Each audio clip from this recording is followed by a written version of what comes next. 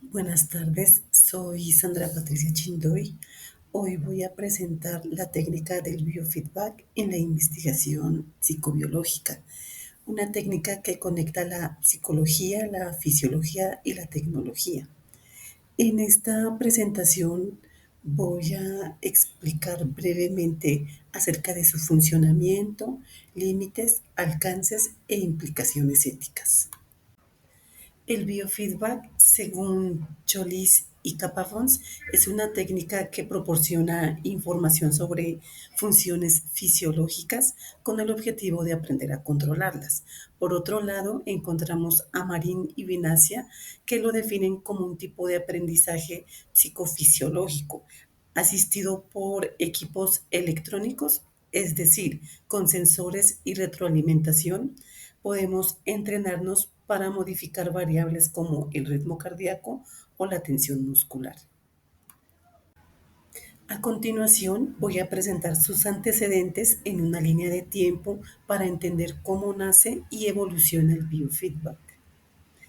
En los años 1920 aparecen las primeras técnicas prácticas de autorregulación fisiológica en medicina psicosomática influenciadas por técnicas de respiración y relajación que son propias del yoga y la hipnosis clínica. 40 años después, laboratorios de psicofisiología demuestran que señales automáticas como la frecuencia cardíaca o la temperatura pueden modificarse mediante el refuerzo operante. En el año de 1962, Joe Camilla logra que un voluntario aumente sus ondas alfa a voluntad. A partir de aquí nace el neurofeedback y se abren las puertas para regular la actividad cerebral. En el año de 1969 se funda la Biofeedback Research Society, que institucionaliza el estudio del biofeedback como disciplina científica. En la década de los 70 aparecen los primeros ensayos clínicos en migrañas, hipertensión y dolor crónico. Muestran mejoras significativas gracias al control de la tensión muscular y la temperatura periférica. En 1981 se crea la Biofeedback Certification International Alliance para garantizar estándares éticos y de competencia. A partir del año 2010, el biofeedback se consolida como tratamiento validado y se integra a la neuroética, la neurotecnología, reconociendo la necesidad de regular su impacto sobre la autonomía y el pensamiento. En resumen, en un siglo pasamos del ejercicio de la relajación a una técnica regulada que combina la psicología, neurociencia y la ética. ¿Cómo funciona la técnica? El biofeedback se apoya en dos premisas. La primera, la de modificabilidad fisiológica. Las variables fisiológicas no son inmodificables, pueden ser autorreguladas si la persona recibe información precisa y contingente. Es decir, aunque procesos como la respiración, el ritmo cardíaco o la temperatura corporal sean automáticos, pueden ser autorregulados si recibimos información precisa. El segundo principio es el de aprendizaje operante. Cuando la persona recibe retroalimentación inmediata, su estado fisiológico puede aprender a modificarlo. Al respecto, Carson señala que la información sensorial actúa como reforzador conductual, permitiendo sustituir un control automático por uno voluntario. En la imagen podemos ver a la izquierda a una persona conectada a sensores. Estos dispositivos recogen información de su cuerpo, que puede ser el ritmo cardíaco, la temperatura o la actividad muscular. En el centro, esta información se procesa electrónicamente y se convierte en una señal comprensible, como un gráfico, un color o una animación. A la derecha, el sujeto ve esa retroalimentación en tiempo real y con entrenamiento aprende a modificar su estado fisiológico voluntariamente.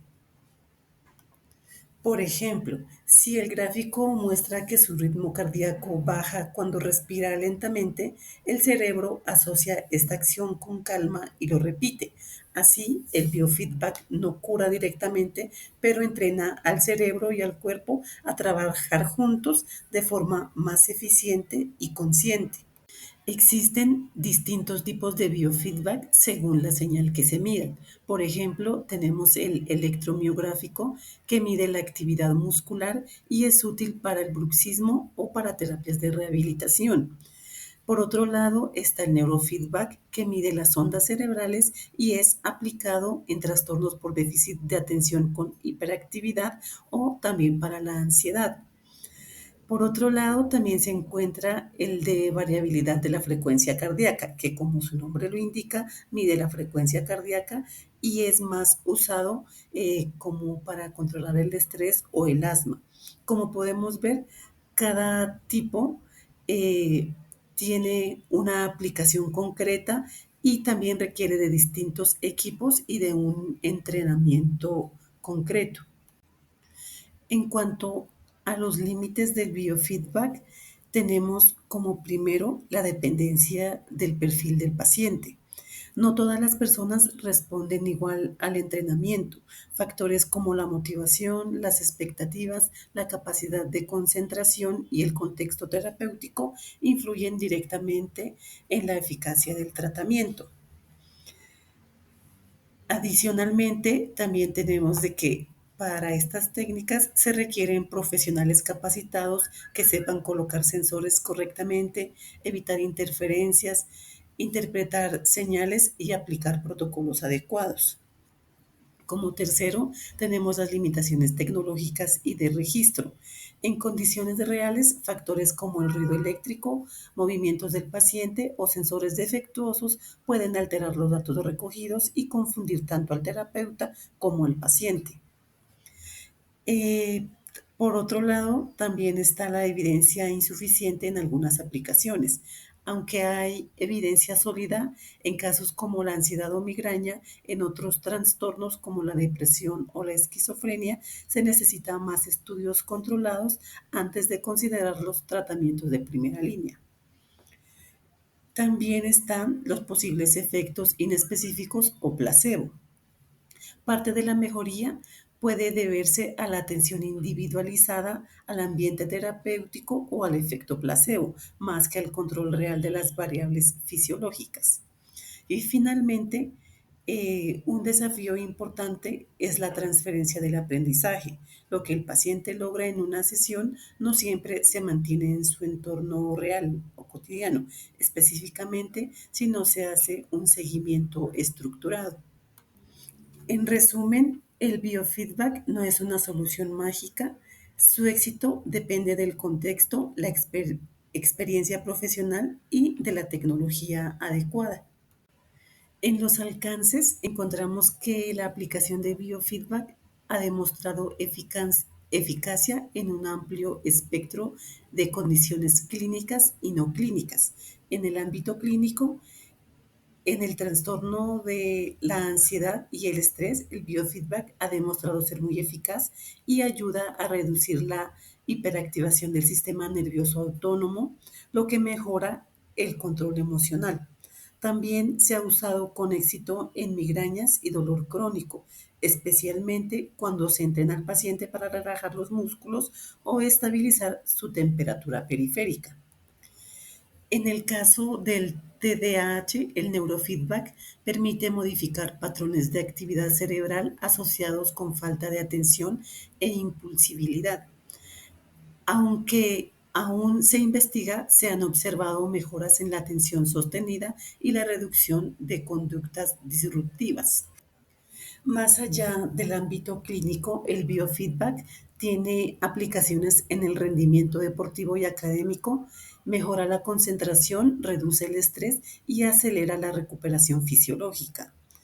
En aulas escolares se usa para enseñar estrategias de autorregulación emocional que facilitan el aprendizaje y en contextos laborales, especialmente en personal docente y sanitario, ayuda a prevenir el burnout, a reducir la fatiga emocional y aumentar la resiliencia.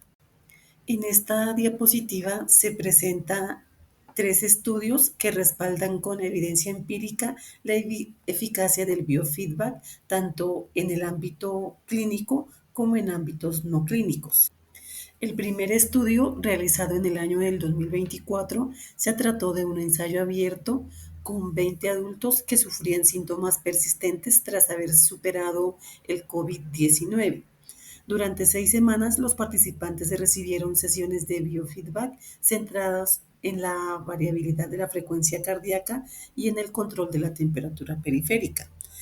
Se encontraron resultados significativos en síntomas fisiológicos, reducción de la ansiedad y la depresión, mejor calidad del sueño y menos visitas al médico y uso de medicamentos. El segundo estudio es un ensayo controlado aleatorio con adultos sanos. Aquí se combinó el biofeedback con realidad virtual y tecnología móvil. Los principales hallazgos fueron una reducción significativa del estrés, mejora en la regulación del sistema nervioso autónomo y además alta satisfacción y adherencia por parte de los participantes.